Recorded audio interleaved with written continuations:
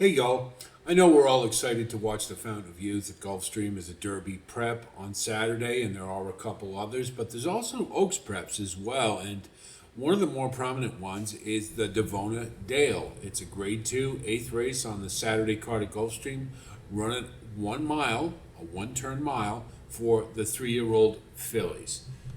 And we'll take a look at the field and we'll see some very familiar faces. Cara, who was so impressive in the Suncoast over at Tampa.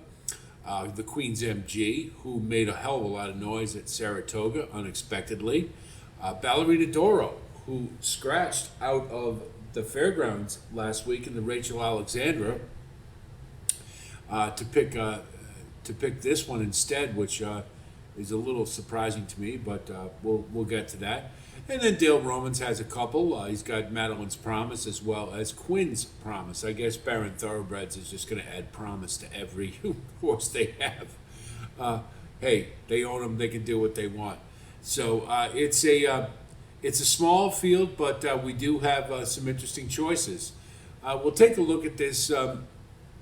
You see on the front end, we've got quite a few who want to go, and I'm not surprised at that. This is a one-turn mile, so a lot of these are sprinters stretching out, or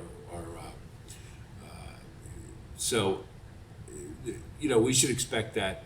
Now we look at our front runners, and Frida, I think, did pretty well in the Suncoast to finish fifth. I mean the I'm sorry, it wasn't Sun. It was at Gulfstream in the forward gap.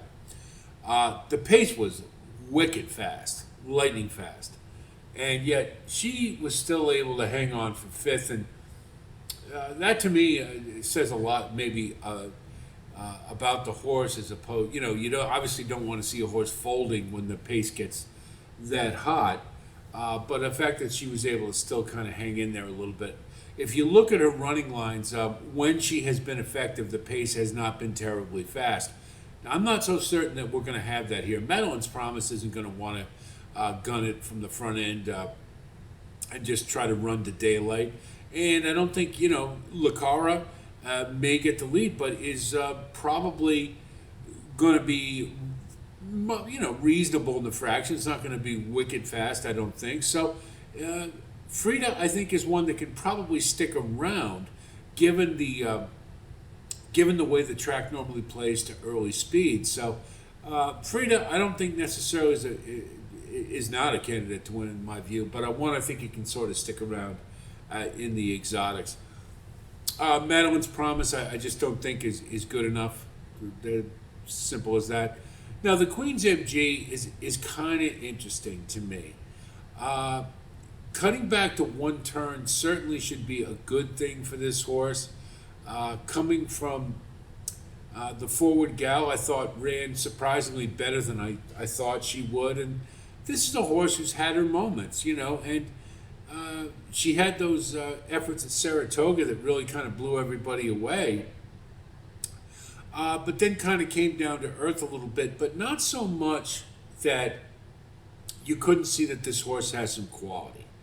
And under Safi Joseph's care, I think I don't necessarily like Queen's MG to win. I think she's a cut below the better horses in here, but I do think is one that can factor in this race. So I don't like the price at 5-2, but perhaps if we get Lucara gets hammered or Ballerina Doro, then that maybe drifts up a little bit and makes it a little more acceptable. But I think the Queen's MG is one that you certainly can use. My Denise, the one lone effort that probably gave the owners hope is when she did beat Stunner around 2 turns.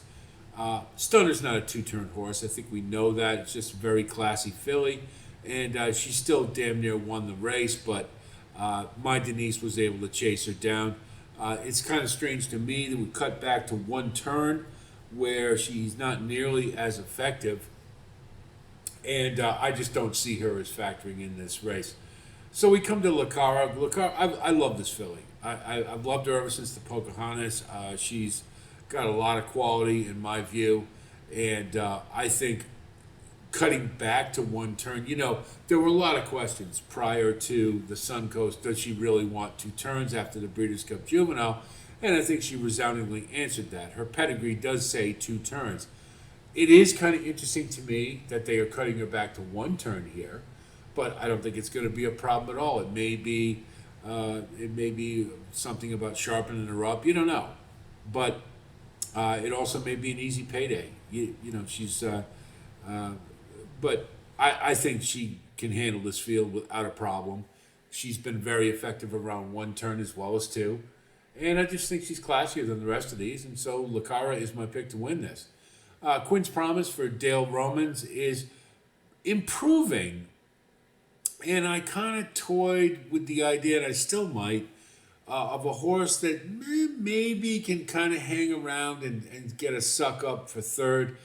He did have her career high Brisnet figure in her last race, so is trending the right way. I just don't think there's not an expectation from me anyway that she could make a move where that she could really factor in this race. So I kind of go either way. You want to throw her underneath at a price, I can certainly understand it, but not likely to do any better than that. Now we come to Ballerina Doro, and this one's a real puzzler for me, to be honest. Why didn't this horse run in the Rachel Alexandra when she's been running around turf primarily, and her one dirt effort was around 2 turns, and it was her best effort, and yet they cut her back. Chad Brown's cutting her back to 1 turn. Now I can only surmise from that. I'm not going to question Chad Brown, but if I had to think that maybe they just thought, well, you're gonna have no choice or no chance at the fairgrounds, or maybe we want to get a 1 turn race under our belt to build for the 2 turn efforts. I don't know. It also maybe to sharpen her up a little bit. There could be a myriad of reasons, but it's just a very curious scratch to me, and particularly to go back to 1 turn for a horse who seems relatively pace dependent and comes from off the pace. This can't be a good spot for Ballerina Doro in that respect, because you're at 1 turn on a speed favoring track. So to me, Ballerina Doro is a major league underlay here. I think she could, she's too good not to finish in the money, but I think she's at a tactical disadvantage here. So I would use her underneath and underneath only. So to me, it's Cara's race to lose. So we look at our wagering strategy. We'll go with Cara on top, and hopefully the price won't be too short. Then we will just go with exactas with the Queen's MG, Frida, and Ballerina Doro. And then we'll just do a cold trifecta, 4, 1, 6. And then we'll do 4 on top with 1, 2, 6. And, that'll give us an opportunity to Dutch a little bit. But I think this is just looks too easy to me for Cara, and I think it's her race to lose in the Davona Dale.